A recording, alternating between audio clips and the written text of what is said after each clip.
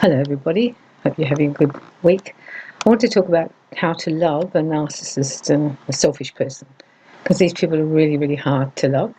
Now, we've all heard the words about people being narcissistic and selfish, and sometimes they even go into the realm of having what I call sociopath or psychopath traits. You can Google all of these if you like and find out what the symptoms and the traits are. And I find that most people are usually dealing with one or two narcissists in their life. Now, narcissists will come over very charming. They're very amiable and charming and likable and going to help everybody and etc. etc. However, if you're actually in a relationship with them of any kind of depth, you will actually experience a different person. A narcissist is basically an inherently selfish person. They only think about themselves. They do everything for themselves, and even if they look like they're helping you, they have their own agenda. At the beginning of the relationship, you'll find they'll be really great and want to do everything for you, ringing you up a lot, and really being very, very attentive. However, once you get into the relationship, that's when the dynamic will change, and that's what I wanted to talk to you about.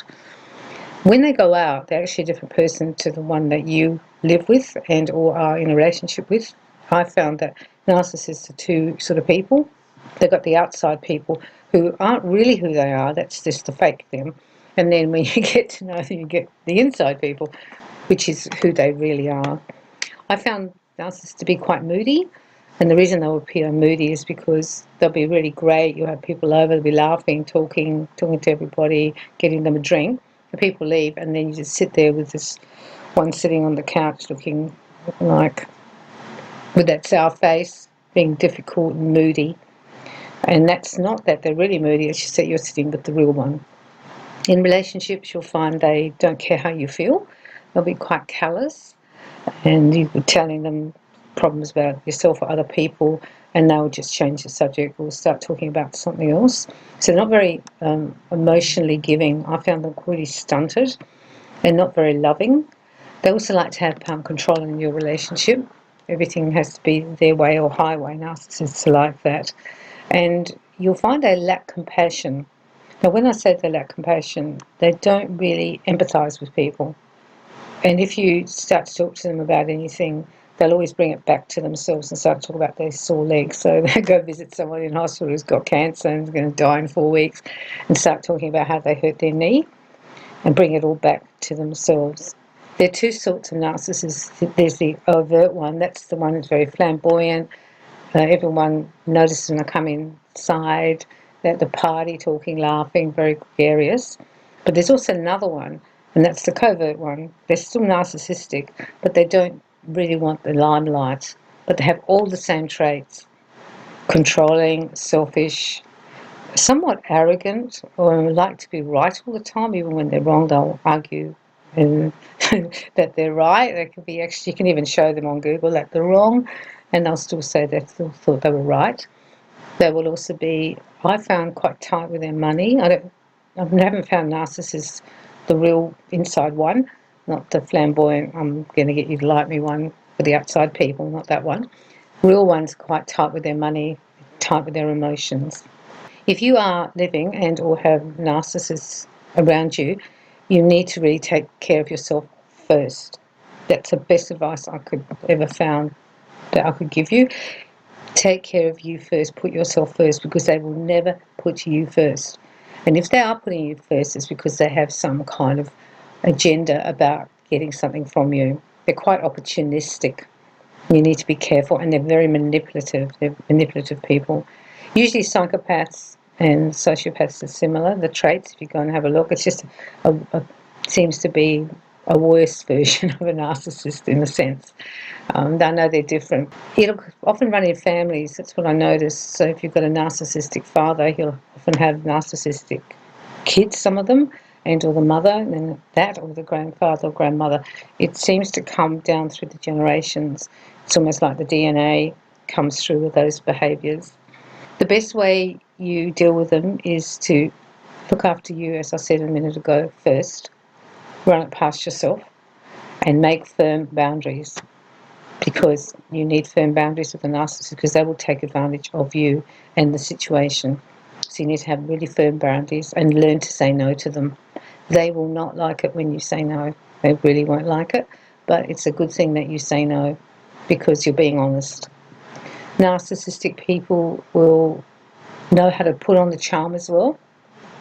It's very, very hard to talk to someone outside the relationship you have with them who've met them out, in social settings, because they all think they're a wonderful person and they're so great. When you try and tell them what they really like to live with, that they drank the last bit of milk and they took the best bit of the watermelon, or they only looked after themselves and went and bought themselves stuff when the kids needed their teeth done. It's that kind of thing that you're dealing with, but they're not actually dealing with that. And that's what I want you to have a look at, that way they view it is quite different to what's really going on. I remember saying to a narcissist that I knew that I used to think that you were the outside person, a charming, nice, friendly, affable person, and I realised that no, that's not actually you. That what's actually you is narcissistic, and you're selfish and you're cruel. And they will be cruel to you too. They don't get their own way, they have temper tantrums, they'll shut you out emotionally, they'll do awful things to you like emotional blackmail. Maybe if you've got grandchildren, they won't let you see the grandchildren. They do these kind of things. They've got a side of them which is so self-interested, and because they don't care about how you feel, and that's the bottom line, I want you to understand that they do not care about how you feel, they only care about how they feel. It's sort of, they seem to lack that. That's what I noticed with them. So the reason I've done this podcast is because there's a lot of narcissists out there. And first I want you to recognise who are people who tend towards being narcissistic and what you're like. Now, you might have a narcissistic traits too, and you might want to quell those and start to put the other person first. The simplest way you'll see is if you have a relationship with them, in your relationship with them, so you're having a relationship with Bob, and in the relationship that you have with Bob, you will put Bob first. You will consider his needs, and many times above your own, because you love Bob and you care about him and how he feels. If you're the narcissist and you're having a relationship with Bob, you don't put his needs first. You still keep putting your own needs first. And that's the biggest difference. If you look at relationships around you, your family, your friends, your partners, your work colleagues, you'll see who does it, which way. Now, there are times we can put ourselves first, and there's times when we put the other person first. We know that. But this is like a trend. A narcissist will always put themselves first. They're also notoriously bad at answering your texts, getting back to you on emails, turning up. They don't follow through. They'll say they'll do things for you. They're very wordy. I found them really wordy. All words, yes, I'll come over, yes, I'll help you. But when it comes to it, they never turn up and they don't help you. Don't do money dealings with them. You probably won't get your money back. And the other thing that you need to be aware with narcissists, that they lie. Narcissists will very, very easily lie to you. Some of their lies are big, some of them are small, but they will still lie to you. And they will actually gaslight you and change the truth. And they like to blame shift. So if you pull them up on their stuff and you got them sitting there and you pull them up, they will start to lie about what happened, and then they get instant dementia. I always found that really interesting. They can't remember anything, but hey, you're 26, you don't have dementia. These are the ways and things that they do. But we can set firm boundaries, put ourselves first, be fair, call them on their lies when we want to. I don't think it's always necessary, as long as you know the truth doesn't matter sometimes. It's only sometimes it actually does matter. And do not get in power struggles with them. They love playing games. They want to be in control all the time. They want to have the power. They don't come from love. I feel they're very deficit in love. I feel that they don't have much self-love for a variety of reasons, possibly, but they don't come from love. They come from gain and power and control. And if you're a person who comes from love, you will find you'll be a bit on the back foot with them. I continue to still love them, but I have firm boundaries, and I'm clear-sighted in what they do and who they are, and I'm not bamboozled by all their fluffy stuff on the outside. It's actually quite good once you realise they are a narcissist with veering towards psychopathic or sociopathic traits. And when you go and Google it, you'll sort of see they're there. When I did it with someone I knew, it was just like, yes, I looked at all those ticky boxes and was like, yes, yes, yes, yes, yes, yes, yes, yes, yes, yes. And you'll find that that will help confirm that that's what you're dealing with. You can still love a narcissist. You can still love them. But hey, you got to be careful with them. Because if you're not, you'll be the one who doesn't receive much. You'll be the one footing the bills. You'll be the one in deficit. So make sure you stand up straight and tall in your own power and be loving, but don't take any from them, okay? And that's why I wanted to do this podcast, because I think a lot of us are struggling with how to deal with them. Do that. Self-love. Put yourself first. Boundaries. Know what you're dealing with, and don't be conned by them. And you can pull them up on their stuff. You just ask them, why did you do that? Like, why did you lie about that? You can just ask them straight, okay?